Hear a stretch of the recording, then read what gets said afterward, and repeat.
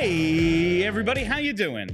Well, that's good. Welcome to PHLY Flyers Pregame, presented by Bet365. Download the Bet365 app. Use code PHLY365 when you sign up. Whatever the moment, it's never ordinary at Bet365. My name is Bill Matz. I'm your director of fun and games for the evening. We have it tonight. Flyers, Red Wings down at the Wells Fargo Center. Charlie O'Connor, Philadelphia's #1 hockey beat writer. He's down there. He'll be joining us for post-game. And before we get started tonight, I'm here alone. So, excellent work by Brenna as usual. Post-game's going to be a little different tonight. A lot's going on in terms of reaction to the Danny Briere press conference today. We have the video up right here on our YouTube if you want to check that out right there. Going to be doing a mailbag because I want to hear from people. I want to know how people are feeling following the Briere press conference. So hit us up on Twitter at PHLY_Flyers. Send some questions, and we're going to answer them in tonight's postgame following this third and final matchup between the Red Wings and Flyers. They split the first two. We go all the way back to, about a month. Flyers beat the Red Wings 4-1 in Philly on December 12th. That is the, I don't know how else to put it, infamous Scott Laughon 4-goal game. And then, of course, the Red Wings get them back at home on December 18th. Just 6 days later, beat the Flyers 6-4, one of Sam Ersson's real games of the season. He got lit up during that little stretch there in between his second and third injury when he was just god-awful. But that gets us to tonight's lineup. It will be Sam Ersson in net. But much to the surprise of both Charlie and I, if you heard yesterday's show, Scott Laughon and his personal family matter, whatever it might be, remains unavailable against the team that he has historically demolished, and on Pride Night, which we know is one of his personal projects. It's something he takes a ton of pride in, is being able to be a part of this night. So it must be some sort of serious matter. I'm sure we'll hear more on it. But whatever it is, the Flyers will be without Scott Laughton tonight against the Red Wings, which means Rodrigo Abols will make his NHL debut. We'll see where he draws in, if they kind of just keep a fourth line of Lixell, Abols, and Garnet Hathaway, if they mix that up. We'll see how that goes. Not exactly. Yes, it's his first game in the NHL, but Abols has played in the KHL. He's played in the SHL. He's done pretty well in the AHL this year.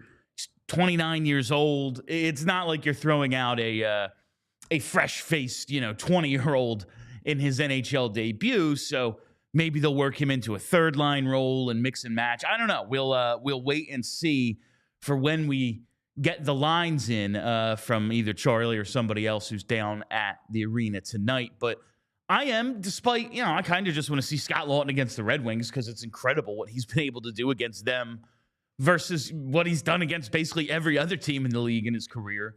He absolutely kills the Red Wings, and I mentioned that 4-goal game just a few minutes ago, but I'm interested to see what Abols can do. He's got 19 points in 34 AHL games, 6'4", 205. He was a 6th or 7th round pick, I believe, back in 2017. It's one of these guys the Flyers brought in along with Oscar Eklund in the offseason, a couple of guys out of the SHL, to 1-year deals to kind of see if they could bolster the this team's center depth, not just at the NHL level, but throughout the organization. Just not a ton of centers. And you see Jacob Gaucher in there as well, who started the season on an AHL-only deal, and the Flyers liked what they saw so much in December that they were like, we don't have any centers. We might as well give this guy an entry-level contract. So there were some options to choose from, but they go with Rodrigo Abols tonight, and we've heard he's very good in the face-off circle. Now, Charlie did point out a little bit of a difference between the NHL and every other league. There is a lot to, there's a lot of times young players come in and they just don't have what it takes right away to be in the a top end or over 50% face-off guy because it's so much about timing, so much about the referees, so much about the referees learning you. And suddenly they're like, okay, you can cheat a little bit. Whenever we hear about cheating in the face-off circle, it's not really cheating. It's just kind of doing what you can do, kind of like the Wayne Layden Johnson cheats when he drops back in pass protection.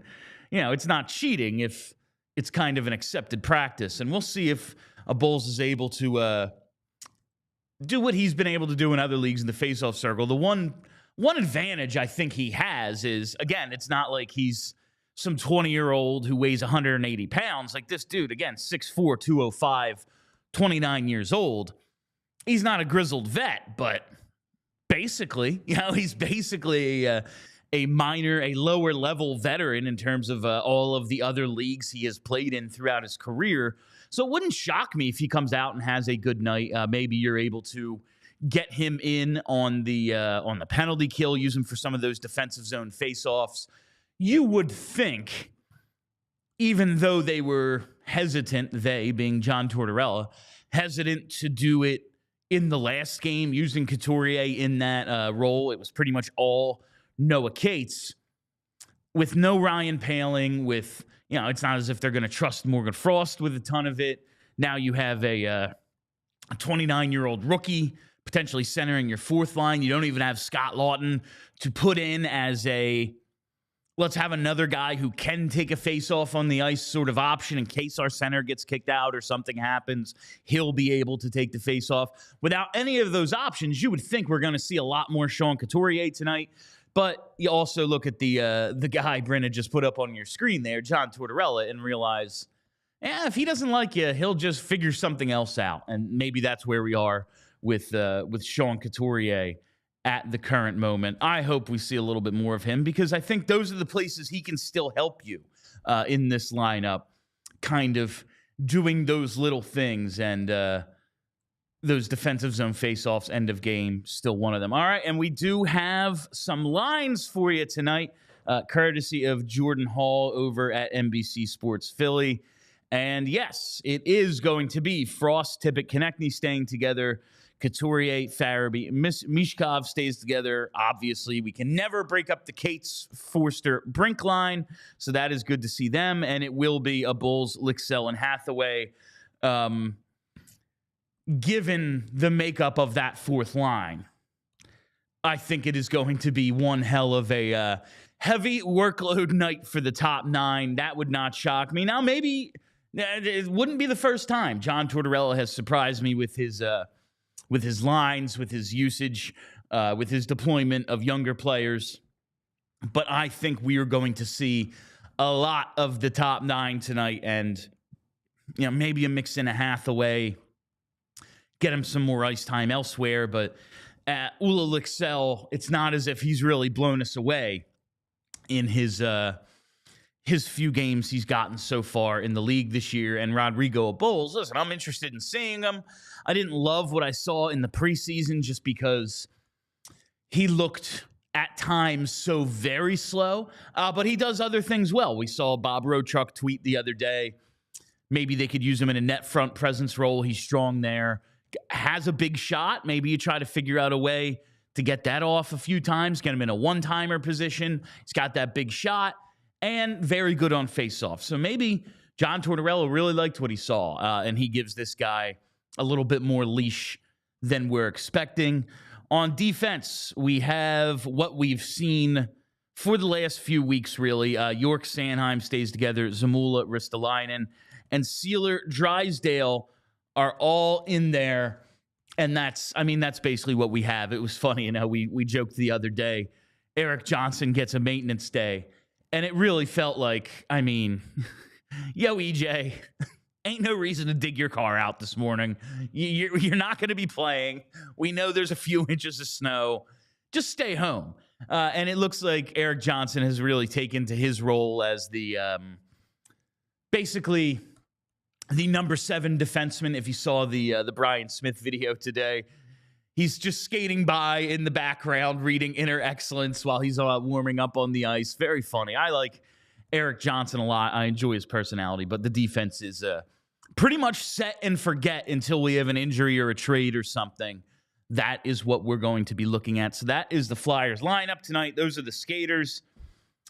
Let's take a look at the goaltender, Sam Ersson, who, last time out against the Detroit Red Wings, it did not go well, fam.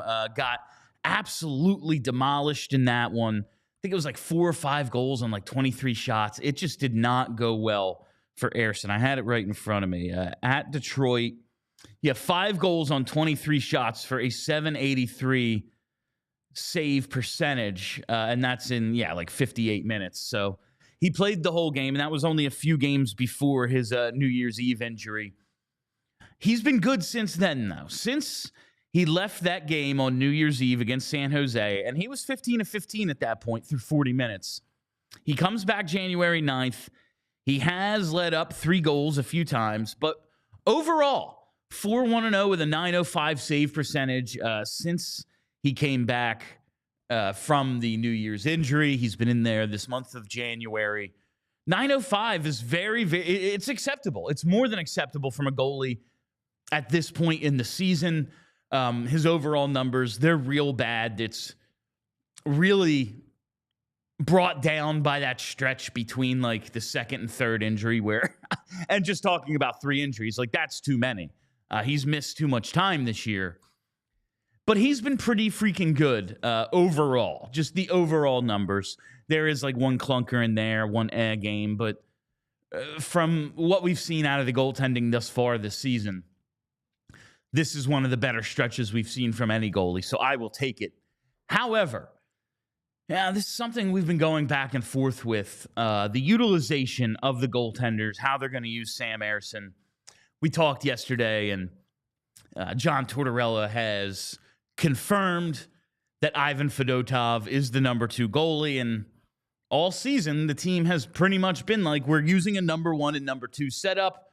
We have 3 goalies up, but whoever the number 3 is ain't going to be getting in, and they're not going to be seeing too much action. And that's how every other team does it, but every other team doesn't have the worst save percentage in 30 years.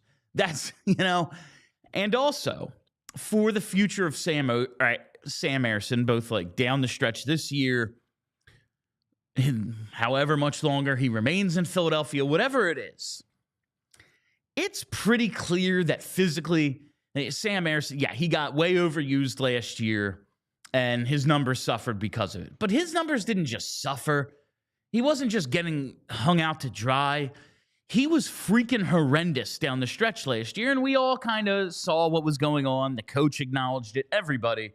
Listen, he shouldn't be playing this much, but you look at the Carter Hart situation, you look at all the other goalies in the organization, what the hell do you want us to do? It just has to be Sam every single night. And he was really bad. This year, we have seen him get hurt 3 times. We've seen him have stretches where he's just terrible. I don't understand using Sam Ersson like a number 1 goalie if he's not going to be a number 1 goalie. Now, Charlie thinks that the organization may still see more in him. They might just think there's another level there, and if they play the right defense in front of him, he could show us he's a number 1. I just really don't see it with Ersson. I think he could be a good tandem guy. 35, 45 starts tops a season. I think he could be a good backup. Use him maybe not as sparingly as they did as in the start of last year, but the way in November and December when he was working his way up to close to a 50-50 split, maybe somewhere in there, like in the tandem usage, sort of that range of starts for him. I just see using him this much as a way to get him hurt again. And then where are we? We are depending on Kolosov to come in, looking at Fedotov as maybe the number 1 in that situation. And for the people who out there who are like, yeah, man, tank, good. I understand that point of view, but I just don't see what we learn about guys on the team right now if that's what we're going to be doing, giving up 6 goals a night again. And I very much believe that is what will happen if Sam Ersson misses an extended period of time and Fedotov and Kolosov have to cover like 10, 12, 20 games in a row without Ersson. So We'll see how this all works out, but tonight it will be Sam Ersson between the pipes for the Philadelphia Flyers. And Bryn, that gets us to our bets. This pregame pick segment is brought to you by Bet365. Use code PHLY365 when you sign up. Whatever the moment, it's never ordinary at Bet365. Must be 21 or older and physically located in PA. If you or someone you know has a gambling problem and wants help, call or text 1-800-GAMBLER. Yeah, we're just throwing a dart tonight, and I think it's kind of fun. Anytime goal bets, just like anytime touchdown bets. Like, yeah, man, it's great to grab, the Saquon or the Derrick Henry or something like that on an anytime touchdown. But the payoff isn't anything special. When you get like that backup tight end touchdown, when you get the third string running back touchdown, isn't that just like you feel like a damn genius? Well, that is what we are going with tonight. I don't really know why this is the tack I'm taking, other than I feel like he's due. He's been playing pretty well lately. Risto and Zamula have been a pretty decent second pair, and Risto, he's been leading the team in ice time some games the last few nights. I see this being an opportunity. I don't know, 14-1. Maybe I should have. Risto was also 14-1. Maybe you go with the guy with the bigger shot who's been getting a little bit of power play time. Maybe you want to go in that direction. But I literally just took the guy with the longest odds and plus 1,400, 14-1. Let's see if Zamula can put one home tonight. It's kind of fun, right? Like, why not see if we can cash in big on a stupid anytime goal scorer? So that's what we're going with. And I don't think it's without merit. Every now and then, every now and then Zamula puts one home. Did he have one in the last Red Wings game? Did that happen? Let's see here. Zamula did not record a goal. No points, almost 19 minutes the last time these teams met. So I could see that happening again, though. Like, you see the distribution of ice time. Cam York only played like 13 minutes. Everyone else played close to 20. I can see Zamula and Ristolainen being out there enough to at least have a chance to record some points. But the bets have been going so poorly for me. As I always say, beer and pizza money only. This is recreational betting at its absolute finest. I have no idea what I'm talking about, and it's gambling. That's why they call it gambling. You ever go to Vegas and see those huge buildings? They didn't buy them because people typically win. They didn't build those buildings because, oh man, we're in the red again. Like, no, no Vegas sportsbook has ever had a month in the red, and it probably will never happen. So beer and pizza money only. But man, if we hit on a Zamula anytime goal, I'm going to be holding this belt in postgame whether the Flyers win or lose. I'm telling you that right now if we hit the Zamula anytime goal. So those are the bets. This is the Bet365 pregame show. And I got to tell you real quick, you want to spend as little as possible on these bets, these betting segments. It's just for fun. Save that money. And hey, you hit on this Zamula anytime goal tonight, you'll be a little closer. Save that money to go away to Montreal with us and Philly Sports Trips. It is going to be one hell of a time, fam. April 4th to the 7th. It is going to be so much fun. You can get game tickets, round-trip airfare, access to our pregame parties, all sorts of stuff, meet and greet with Brian Prop. It's going to be a great time. You head over to allphly.com. You click the events tab, which you should bookmark because we always have really fun stuff planned, whether it's Flyers stuff, Sixers stuff, Eagles stuff. There's always something going on under that events tab that you want to be a part of. But right now, book the Montreal trip and look into your passport situation. This comes up every now and then. You're like, oh, yeah, man, I'm going to go away. Oh, right, you need a passport to get into Canada. That's right. At least for the time being, Canada remains its own country. And you need a passport to get in there. So make sure you have all that sorted out. Make sure you're going to Montreal. You're not going to want to miss this. Matvei Michkov versus Lane Hudson. Flyers in Montreal. Always all sorts of history there. It's a fun game when these two teams meet. These trips, Philly Sports Trips does a tremendous job. I'm going to be out and about having fun. This is going to be a great time. I'm going to be letting loose a little bit because we're in Montreal. And listen, you don't get a chance to party on the company's dime all that often. So while we're out there, I'm going to make the most of it. I think you should too. AllPHLY.com. Check out the Montreal trip. That leads us to, we're staying in the country for the Detroit Red Wings tonight, but the Red Wings are so freaking weird, man. I just can't figure out, like, what their goals are. You take a look at the wild card standings right now. The Red Wings, after years of the Yzer plan, bringing in veterans like Vladimir Tarasenko, Patrick Kane, they're 21-4. They are a 500 team. Below the floundering Pittsburgh Penguins, barely above the New York Islanders, a few points, 7 points ahead of the Buffalo Sabres. They're just one of these teams that for so long, it's like, well, they got to take a step. It does look like, we always lump in those three Atlantic teams, the Senators, the Red Wings, and the Sabres. You take a look at the Sens. It does look as if they are finally taking that step towards becoming a bona fide playoff team. Then you look at the Sabres. Yeah, they're just a laughing stock. It's a joke what's going on up in Buffalo. And then Detroit, somewhere in between those two teams, but they just haven't been able to take a step forward. It really looked like they were maybe on their way at points last year, but every time they took a step forward, it was 2 forward, 1 back, or 1 forward, 2 back, whatever the hell the phrase is. And you just look at their roster and you ask yourself, what the hell are they? Like, okay, they have Lucas Raymond, 50 points in 46 games.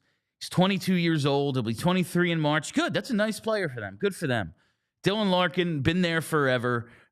He's 28 now. He'll be 29 in the summer. He's close to a point a game. And then what's left for this team? Alex DeBrincat, who is... we think of him as like a younger guy. He's Travis Konechny's age. 37 points in 46 games. He's got 19 goals. Like, he's a nice player for them. And then, Patrick Kane, JT Compher, Vladimir Tarasenko. 6 goals, 19 points. What is he doing for this team? Andrew Kopp. It's just such an odd roster. Ben Sherratt, isn't it? Like Jeff Petrie. You just look and go, what is the Yzer plan? I don't understand what this thing is. And that's not to say, the Flyers are so much better. Listen, we're going to talk plenty about Danny Briere and the Danny Briere plan tonight in post-game. His press conference today, we're going to have plenty of mailbag questions about it. If you want to get your mailbag questions in, hit us up at ALLPHLY at PHLY_Flyers. Hit us up there. I'm going to be answering a lot of mailbag questions in the post game. I'm not saying Danny Briere, oh my God, look what Briere has done. He's blowing Yzerman away. But he has had like 6 fewer years. The Flyers are basically in the same part of the rebuild that the Red Wings are. And I don't know, how much better off is Detroit than Philly? I mean, all right, they got Mo Seider. That's cool. Who else is really like banging down the door in Detroit? I just don't. It's an odd thing going on there. And maybe we will be saying the exact same stuff about the Flyers because so much of the Flyers rebuild, retool, whatever the hell you want to call it. I don't feel like getting caught up in semantics tonight. So much of the Flyers rebuild is still hypothetical. What are they going to do with these 3 firsts and these 6 picks and, maybe the top 50 or whatever it is this year? What are they going to do with those picks? How are they going to get the top center? How are they going to fill these holes? But it still just seems as if there's opportunity because they have so many guys in that, 23 to 26-year-old range. And yeah, there's a few older-ish players. Like, it's hard for me to call Konechny and Sanheim like older, but they're older-ish, typically at the mid or closing point of prime age, you would say, closer to it than, like 20-year-old Matvei Michkov or whatever. But they do have a whole lot of dudes in that 23 to 26-year-old range, and that's just not what's going on in Detroit. It's just a very odd plan for them. So we will see how that all works out in tonight's game. But you just look at the Eastern Conference and, the Devils, they're going to be a problem for a while. Columbus, I don't see a long-term plan there, but they're a pain in the ass this year. But like Ottawa, If they stay on the right trajectory, they're going to be a problem for a while. Buffalo, you just, like, you look at Detroit and go, I don't know, do you see them as posing a threat to you? Like, as long as Rod Brind'Amour is in charge in Carolina, you expect a certain amount of competence. The Rangers, they have enough high-end talent, and they have enough, there's enough of an advantage to being a Ranger that they can always just go buy more players. Okay, yeah, they're going to be an issue. Like, as the Devils have so much good young talent, you got to figure they're going to be good for a while. You go across the division, yeah, the Maple Leafs, money, talent, all of it, sure. You go down the rest of the Atlantic, yeah, Florida, they're just run well, tough-ass team. You know what they are, back-to-back Eastern Conference champions. They're going to be a problem as long as, they have what they have in their front office, this philosophy. Tampa, no reason to doubt Tampa at this point. What the hell's Detroit? I just really don't understand what their plan is. All right, a few minutes left here. Bryn, how many super chats do we have? Just the one. Oh, two. Our Park just came in, but let's start with Gary B. Crap, I had to put in a Lots Flyers money line for plus 600 on Bet365. Yeah, don't get caught. I mean, it's. I'm sure this will void. Like, if he doesn't play, I doubt they're going to actually cash or mark any bets as losers for Scott Laughon because he's not actually in the lineup. But he is still listed in the player section on Bet365, or at least he was when I checked right before we went live. So make sure you know it's Rodrigo Abols stepping in tonight. Scott Laughon unavailable as he attends to a personal family matter. And it's a shame because it is like kind of Scott Laughton's night, something he has spearheaded. It's Pride Night down at Wells Fargo Center, and it's the Red Wings who he kills. This is like the worst possible game. This is, of all the games Scott Laughton could miss, this is a bummer. But obviously he's dealing with something else, so we'll overlook that for now. From our Park. Scott Laughton owns the Red Wings. He does. It's a bummer that he won't be in there tonight. His career numbers against Detroit, like if he scored that way on a consistent basis against like 2/3 of the teams in the league rather than just one team, many fewer people would be calling to trade Scott Laughton. So we'll have to do without him against the team he owns tonight. And finally, from Timbo Slice here.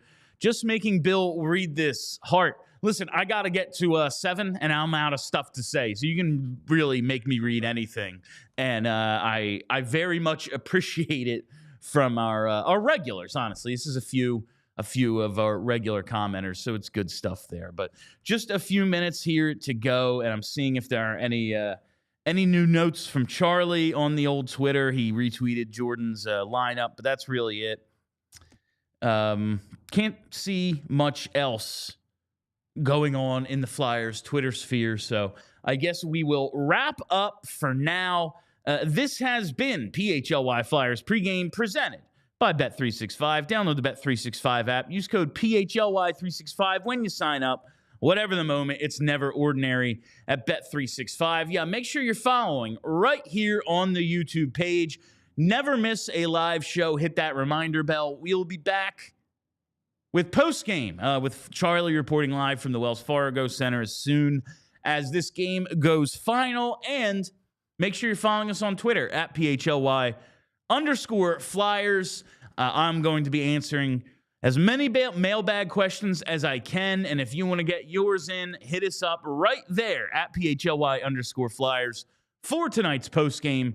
Depending on how the game... Listen, if tonight there's 10 goals and a line brawl, like maybe I won't be answering every question, but as you can see, here alone tonight. So it would be much appreciated if you help out. All right, and finally, follow the podcast as well. Just search PHLY Flyers wherever you get your podcast. Subscribe there. All right, my name is Bill Matz. I will be back for postgame. Until then, let's go Flyers. We all silly like the mayor.